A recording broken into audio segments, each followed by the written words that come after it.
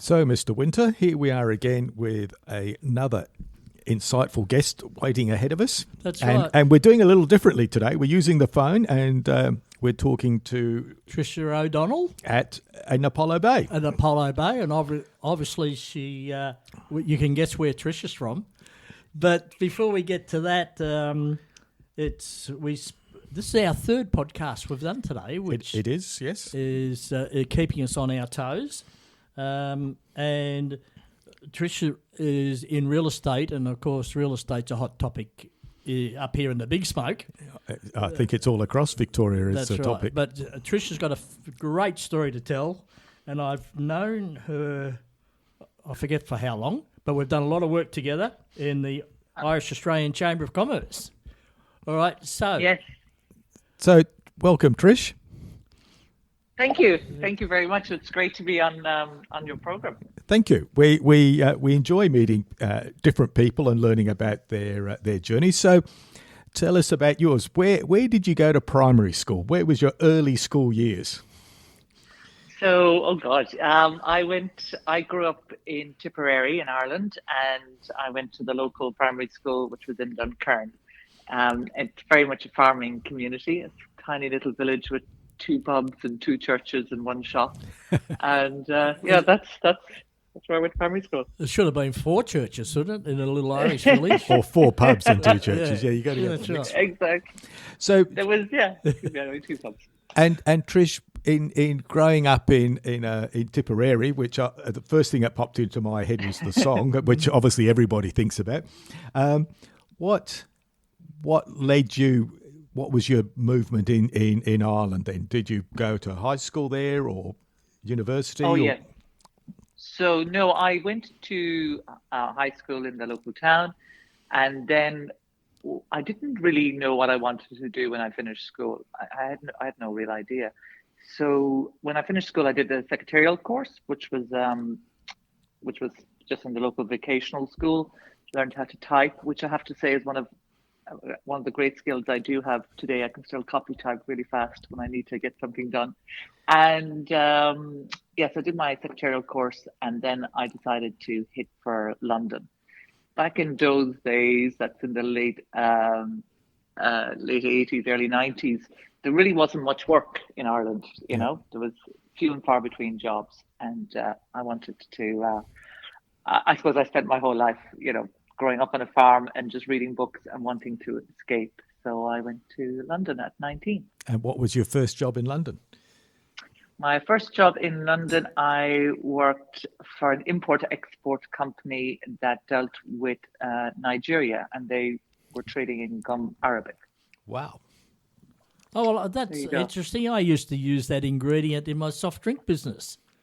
Oh, there you go. Yeah, in our lemonade, we always had gum Arabic, but similar things.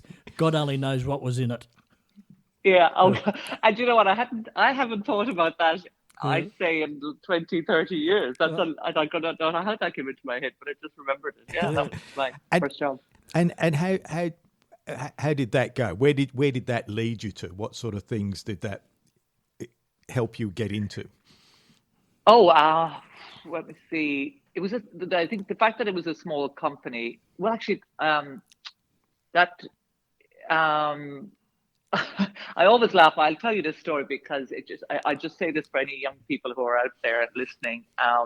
I was my job in that company was receptionist, right?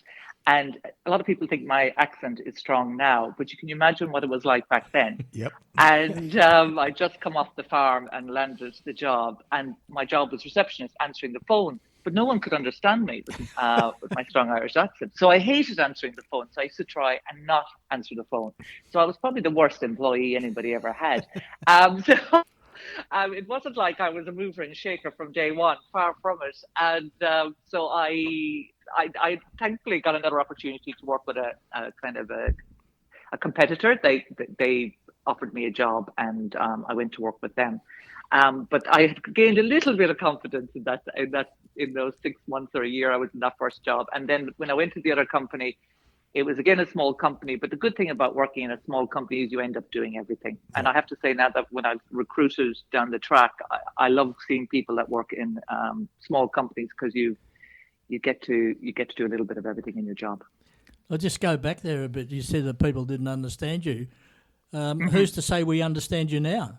That's very true, Bill. There's a very strong possibility. It still happens to me today. Now and again, I'll say something, and then I can see the people just glaze over. Yeah, it's interesting because an Irish accent, you never lose it. You never. It's one of those few accents that just stays with you, isn't it? It's cool. It's good. Right. Yeah. Oh, I came here as a grown up. I moved to Australia when I was 40, so I don't think I'm going to lose it now at this stage. But there's a lot of would have happened between that job you just described and when you came out here. I read that you were in the finance industry, banking. Yes. So after I left that job, I decided I wanted to get into the city of London. That's where it was all going on, and there was a lot more money floating around and paying staff down there, and it was a lot more exciting. So I remember applying for a job. My very first job in banking was with Baring Brothers. Hello? Yeah, sorry. Sorry, we just had Baring Brothers. Sorry, I paused because most people say, "Oh, Baring Brothers," and did you know Nick Gleason and everything? But no, I didn't. And Baring Brothers. Did you know my friend Jack who used to work there? Well, they were the big. That was the big scandal that happened at the time with Baring Brothers, and then I left them and I went on to work for Deutsche Bank. And they were the two big banks I worked for in London. But that was the opposite of what I spoke about, working in small companies and being a jack of all trades. I worked in these very highly professional environments with real high flyers. And I think the thing that I learned in that environment is, and it's something I do in every environment I go to, is I just watched. I watched how people worked and their work ethic and how they spoke to people and what was driving them, and the people that got on very well. I think I study people. That's probably one of the things I've always done. Well, that's called learning by watching, isn't it? And there is I once heard a story about Kathy Freeman, who won the gold medal in the Sydney Olympics in the 400. She used to go down to the athletics track and just sit in the middle over in America and just watch the top black athletes and just watch them, observe them, and then that's how I'm told that she started to develop her own style. So, some say you learn by doing is a key expression, but you can also learn by watching. Learn by watching, yeah. Did you work in any other countries besides the UK? No, just the UK, and then I moved back to Ireland after that. I decided that if I stayed in, I think, the UK any longer, I was there for 6 years. It seemed like I was, I think it was time to leave. It was time to return home. I had gained the experience I needed, and things were starting to pick up in Ireland. And I had never worked. I mean, I had just gone from school and really to working. So I went back to college at night and I did a course to become a trainer, so in an IT. So I could train people on IT systems and Word, Excel, PowerPoint, all of those. And then I moved back. And then I went, more importantly, then I took a year out and traveled. Bought myself a round the world ticket. And then I went back to Ireland. And what led you into the training side? I just had in the office in Deutsche Bank, I was the go-to person for how do you do this and how do you do that in Excel, how do you do this in Word, how do you format this, and the great thing about working for large multinationals is we were sent on every training program out there, so I became very much the techie in the office. So and I love showing people how to use software and how to make the most of it, and so I decided then there was time to. So I thought a trainer would be good. Also, I had a real fear of public speaking, and I would knowing you, I would never have guessed that. And so I thought, okay, I'll have to deal with this head on. So I put myself into that position. So did you start your own business then? Was that where you No. went? No. No. I went back to Ireland then, and then we were just starting the kind of tech boom in Ireland Yes. around that Yep. time. It was before the Celtic Tiger, Yep. and I didn't end up doing training or anything like that. I got a job working for a company that were on site in Microsoft, and I ended up managing a team that looked after basically an outsource agreement. So I worked for Siemens, and we outsourced staff to Microsoft, and I managed all the staff on the Microsoft. So you've had a varying number of roles, haven't you? It's great. Oh my God, yeah. I never stayed long in jobs because I once I could master it and once I could do the job well, I became bored. Yep. And once I became bored, I don't know about you guys, but I'm not very. I lose complete and utter interest. Yep. So I'm not a very good employee when I'm bored. You need that stimulation. Just an aside, Trish, and you're a continuous learner. Obviously, that's what this is all about. But I noticed in my search that you also did some programs in neurolinguistics, etc. What was that all about? Yes. So that was the passion for people and learning from people. And it's funny, we were talking there earlier about watching people and neurolinguistic NLP. I qualified as a coach. I did my master at prac level in that. It's all about language, but it's also about watching people and minute little maneuvers, how people, so for athletes and things like that, all those little minute maneuvers, even, golfers and things like that, you can follow how they even prep themselves before a shot and all of that. You can improve your golfing shot if that's what you want to say. But NLP is about language, and half the time it's about the things that people are not saying rather than the things people are saying. If you're talking to somebody and they're not talking about something, that can be as relevant as the fact that they're talking about something. So it's from a coaching aspect, yeah. That's interesting because I also noticed next to that you had a certification in hypnotist. Is that correct? Oh, yeah. So there's another one. Yes, in hypnosis. So, yeah, that was part of the NLP course. And actually, I wanted to do more in hypnosis because I found that really interesting. So, yes. Technically, I have all these scripts. I could hypnotize you if I this takes us back because you and I have had a lot of conversations, a lot to do with each other. If I had known that, I would have been more careful what I said to you in the past. So it's funny because people who know this about me wonder if I'm kind of doing any of this kind of stuff when they're talking to me. And I go, God, no, I never even think to do that. It's only if I was doing a bit of coaching that I would kind of start thinking about things like that. And where would you use hypnotism? In what aspect? I think I would love if I went back to do any more study on it. I'd love to work with kids because kids are really susceptible, and I know that might sound kind of very dangerous from a parent's point of view. Look, we're all hypnotized. So simply when we're watching, we don't watch TV anymore, but when they put on the ads, when you're watching a TV, you're getting into a trance state. And then the ads come on saying you should buy blah, blah, blah, because it's going to make your life so much better.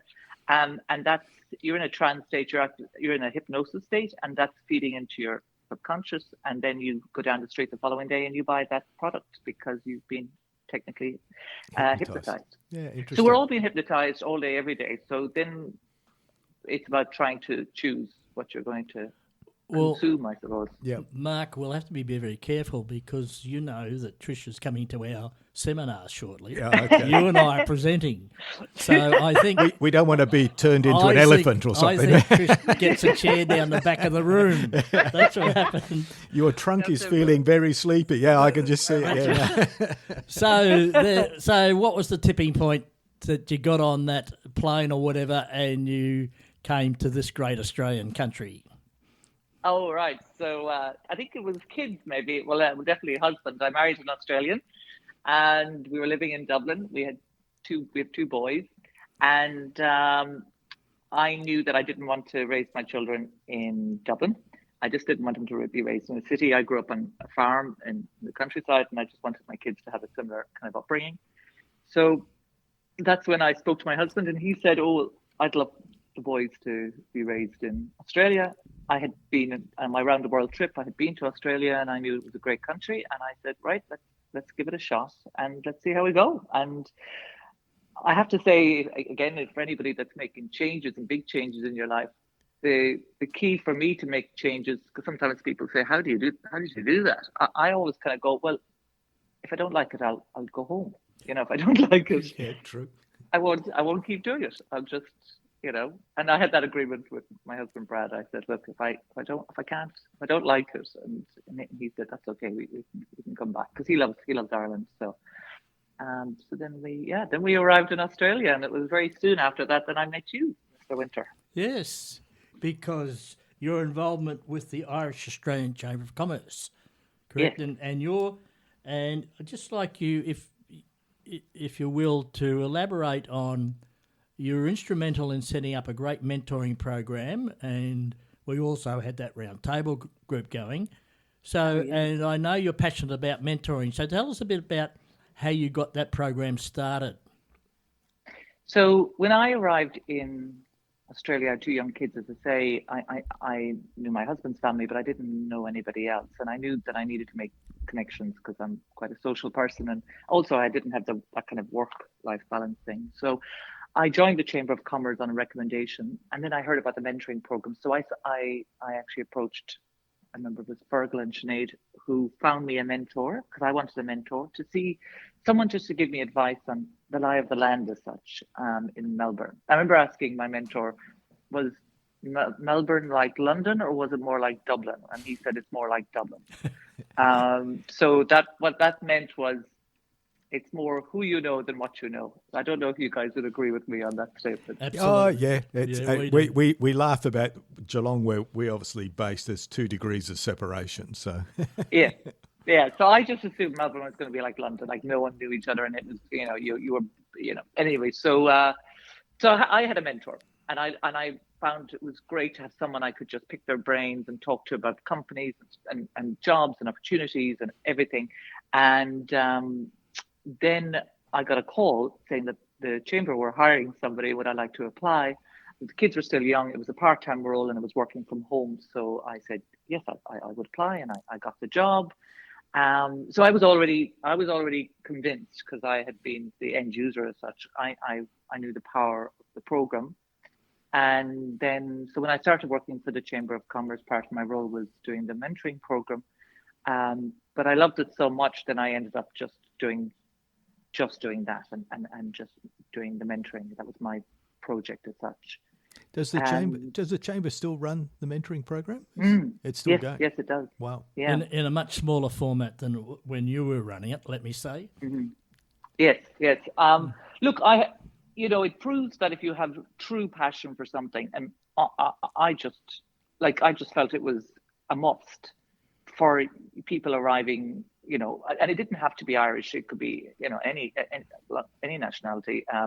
But I saw the need for, we'll say, young Irish people arriving in the country, not kind of knowing the lie of the land, trying to understand culturally how to fit in and how to progress up the corporate ladder. It was a lot of corporates in the mentoring program, like a lot of young accountants and bankers and things like that. But we did have people with their own businesses and things as well. The mentors on that program were just, fantastic. We had the best. I was working with so many great mentors that were giving up their time for free to mentor those people. So I knew that it was a gift that the mentees were getting. I just believed that wholeheartedly. Yep. So it was so I suppose this is my introduction into sales, because all my life people had said to me I'd be a great salesperson, and I kept thinking I would not. But when I'm really passionate about something, then it's not sales for me. Like, I used to ring up mentors. I don't know if you know this, Bill, but I used to just ring up mentors. I'd be given a name and a number, and I would ring people up, and only once was I told no from a mentor. Everyone else said yes. And I think the reason it was yes, always saying yes, is I didn't understand, and I didn't believe for a second that they would say no. Couldn't have comprehended why no would have been the answer, because I felt like when I'm asking for 1 hour, maybe 2 hours a month, like who can't volunteer like that? And then again, it was great because I was catching up with people probably in around my own age group who I had just arrived from Ireland. They'd been living here for 10, 20, maybe 30 years. And we would just be shooting the breeze half the time just about what was going on back home in the home country. So a question without notice. What's the biggest issue or differential that young Irish folk find when they land in Melbourne? What was sort of the... Well, it's the back to what we were talking about. It's who you know, not what you know. So you don't have uncles or aunts or parents or family friends that are kind of in industry that can say that's a good company to work for, not so much that. You don't have that kind of extended structure that you can resource that you can use. So to find out jobs and things like that, it's. I know the Irish and the Australians are very similar, but there is like cultural differences, and they're subtle, but they're there. Yep. And our sense of humor can be quite dark at times. But it's so it's just that it's that sort of thing more than anything else. Where to, just to kind of find your feet. You're in a new country, and there's you're just a bit more nervous about what to say and how to present yourself. It's connections, isn't it? It's having that connectivity with people. Now, Trisha, we'll jump forward a bit, and so you're in Melbourne, and you've made the great escape to Apollo Bay. Yes. And I know you started off working for a real estate agency down there. But as we talk today, you have your own real estate agency in partnership with another lady called Trish, by the way. And just recently on Rate My Agent, your reasonably new agency has rated right up the top. Tell us about what's happened, how things transpired when you got to Apollo Bay. Yeah, so I ended up working for real estate. It was obviously not my background, but I truly enjoyed it. Always had I love all those shows, Escape to the Country and all the, I love all of that. So suddenly I was living the dream. All I'm doing is showing really lovely people around these beautiful homes at Apollo Bay. So it was a pretty much perfect job. But, as you grow and develop, I really wanted to have my own challenge and set up my own business. And I got to the stage, I think, in life where I just wanted to do it my way and not, when you're working for an organization, you have to fit in with their way of doing things. So myself and Trish GoodLife were friends, and we were talking about business ideas, and we realized she's from a family of builders, architects. My husband's a builder. We love people.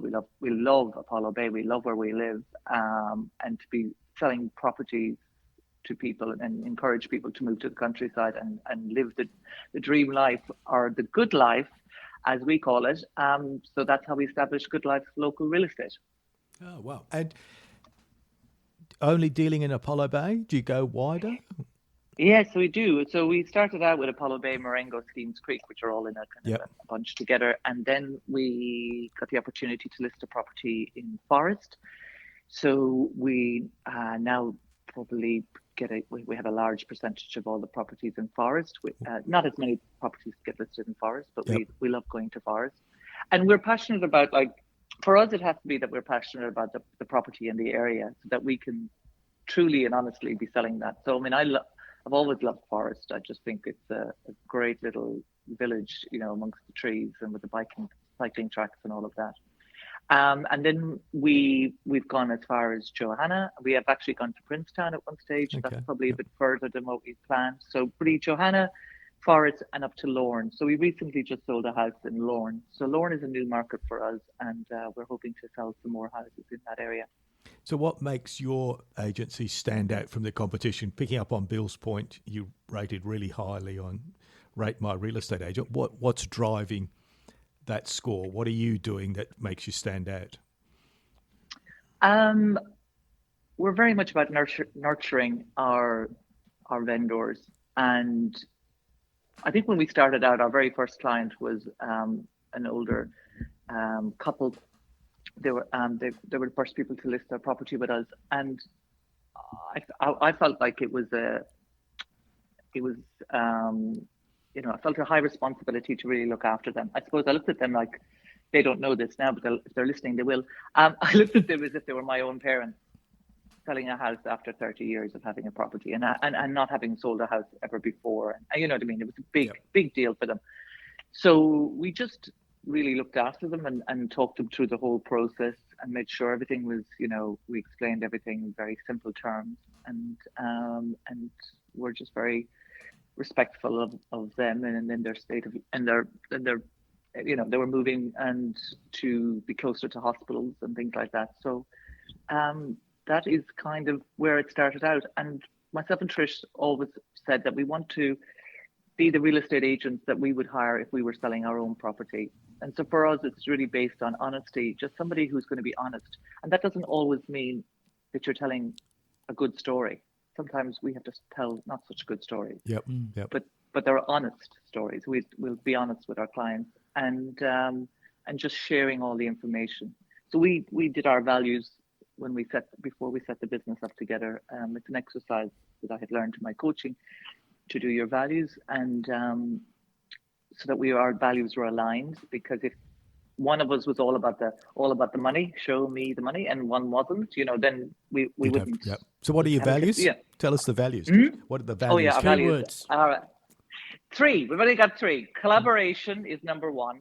So we collaborate with our clients. We don't tell them and they don't tell us. We work together to sell their properties.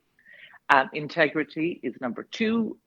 Everything is done with integrity. So for buyers, vendors, we're just not shady individuals in any stretch of the imagination. And number 3 is creativity. So always looking at, how can we do this different? How can we do this better? How can we be more creative about how we list a property, how we bring it to market, and all of that. That's very good. There are 3 values. Trish, talking about creativity, Mark, another side of Trisha is she's an artist. And she's a bloody good artist, I might add. And if you go to the GoodLife website, on the top of the front page, you'll see an example of her work, which is boats, isn't it, on the beach, from memory? Oh, that's in my LinkedIn. Was it? On your LinkedIn site. That's right. But I've stayed in you've also got a Airbnb down there, which I've stayed in, of course. And you've got some great work on the wall, that's for sure. Thank you. So, and are the kids thriving by the seaside? Oh my God, yes. I mean, I had a great childhood myself, running around the fields and in Ireland. So I wanted a similar kind of thing for the boys. So I remember in COVID, the kids just took over the streets because there was no cars. Yep. So, it was wonderful. Like, it was just so safe. It's still safe. It's simply, I just feel very blessed to live here. And I mean that truly. Like, I know my kids are safe and they're getting a great education. We've got a great school that's performing really well from an educational point of view. But besides that, like, there are curriculums that they do, or surfing and all outdoor stuff. My husband is involved in the local scouts, and they're off camping at weekends, and it's all outdoors. And that's the life I wanted. And I think, especially because I grew up like that, but also because I've spent maybe 30 years of my life in front of the computer, that I'm quite anti that now. I'm thinking people should be out and about and enjoying, fresh air and beach. So, especially when I'm dealing with clients buyers coming from Melbourne and wanting to buy a property down here, I'm so encouraging of that, just to get away from the stress that they're under in those kind of corporate jobs, where it's never ending now with iPhones, and we're all available 24/7, and that's not good. So so I live a blessed life. I live, and I'm minutes from the office. So to ask you one last question, where will you be in 5 years? Where will your business be? Where will you be? That's a very good question. We were just talking about that this morning, me and Trish Goodlett. We're always looking at how can we put back into the business, and how can we nurture our vendors more and give them a greater service. And we do that through reporting and feedback and all this kind of forms and ways we have of doing that. Using technology, definitely, to support that. But obviously, it's picking up the phone and ringing people, which is the important thing. We'll grow the business, but we won't grow it hugely. I think I would prefer to be the go-to agent in the region, providing that high level of customer care and service. That we are because I don't want, we don't want to compete with the big brands that have done, the offices everywhere. We're not about that. At our core, it's customer service. And I think that's what we focus on. Fantastic. So if people want to get in touch with you because they're listening to this thinking Apollo Bay sounds like a nice place, how do they find you, Trish? What's the website? The website is goodliferealestate.com.au. And you can find out everything about us on that website. And we'd love to talk to anybody who wants to move to this part of the world. Fantastic. Well, Trish, congratulations on making that sea change and very successfully making it for work-wise, for your own mental well-being and your family. And we look forward to catching up soon. Absolutely. Thank you so much. Thank you, Trish. Thank you for having me on the show. Thank you. Okay. Bye now.